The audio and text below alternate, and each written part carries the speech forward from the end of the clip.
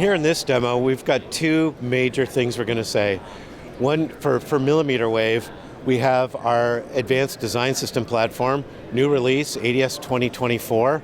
They're here pictured on the slide behind me are three major things, including multi-technology, which we'll talk about in a second.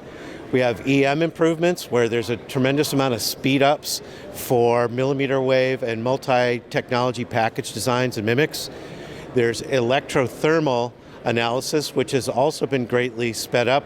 This allows you to do coverage testing for reliability reasons on high performance and high power devices with great resolution.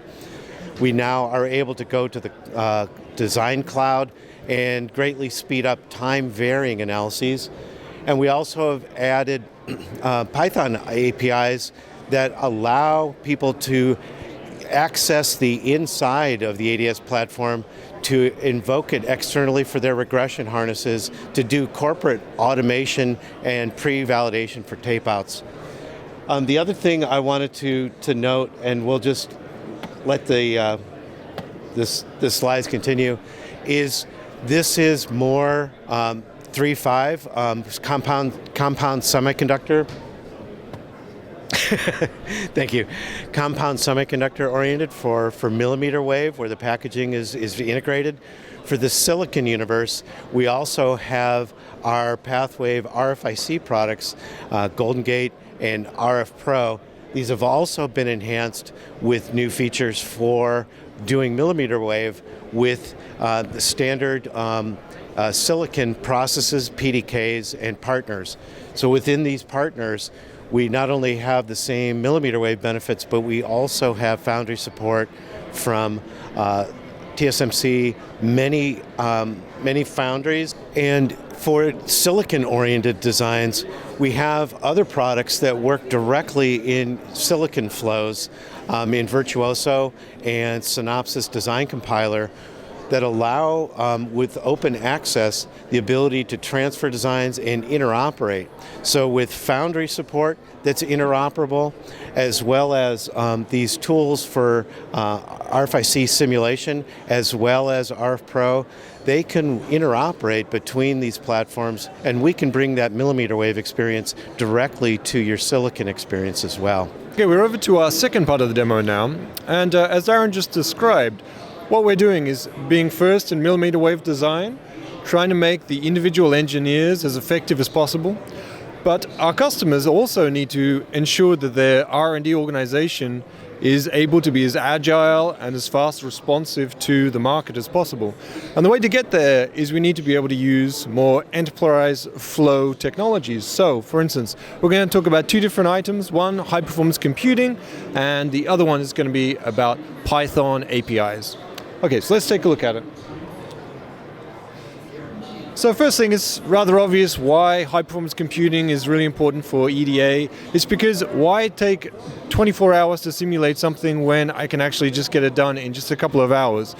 The rest of the time I can either use for more simulation coverage, or I can be faster and get my product to market as quickly as possible. So that's what we're trying to do, is compress the design cycle and try to squeeze in additional test coverage. Now, how you go about doing that is, very up to the customer's infrastructure that they have. So, just even having access to a single large server means that you can push your simulations from your local laptop just to the large server, or push it to an on-premise cluster. And then you think of it as another extension with pushing your simulations over onto a cloud where you have access to the latest technologies and really can scale up, in an elastic manner, the amount of hardware you have for those simulations. The way that we do it, this is the interesting thing. If you think about electromagnetic simulation, the things that tend to take quite a bit of time, the EM simulations do take quite a bit of memory, and so individually they can take a lot of time to solve individual frequency points. So what we do is we parallelize the simulation by frequency point. So I can spread it across 20 jobs if I choose to do so, or here you see across 4 jobs. And for that you just need one of the typical EM simulator license, and then you add 3 of these HPC accelerators, and that would give you 4 jobs in parallel. As you can see how from 41 frequency points, they broke down into 10 points per machine. So this diagram's a little bit busy, but if you follow along, this is the way that it works. So the user can be on their local machine, it could be a local laptop, running either Windows or Linux, no problem at all, running Advanced Design System. And then you press simulate and it packages up the job, so all of the simulation files and only the simulation files that are needed, sends them to a web service, and that web service can be on your premise. And then it goes and distributes the job out to the cluster, which could be on your premise or out to the cloud. And so in this manner, you have complete scalability. However you want to go, however your infrastructure is currently set up, you're not limited at all. And the interesting thing about this then is it's agnostic to the actual type of, you're running on AWS or Azure or Google Cloud, there's no problem, you just push it across. And this can all be done turnkey through Rescale, which is our cloud provider partner. And so if you don't have the IT infrastructure today, nice and fast, you can just use this turnkey service from Rescale and experience the speed up that's available from parallel simulation. And there's a list of all the different simulators, but of course the individual use cases and the speed up you get depends very much on the type of simulator. It's not just EM, circuit simulations with big parameter sweeps, those are also really equally good use cases to use. And now we're going to talk about the second in our enterprise flow new features, and that is we've introduced Python APIs for all of our PSS products, but generally what we're trying to do is enable you to have open and interoperable workflows. So as we're trying to show here is that Keysight is the vendor for one of the EDA simulation solutions. You could create complex work processes and workflows by connecting data and designs out of Keysight's products into other EDA vendors' tools, using joint storage, and also being able to use automation to reduce the amount of repetitive behavior required. So for instance, something that you might think about as an example here would be the case of being able to connect to test and measurement equipment, for instance, and pulling data and comparing simulation and measured.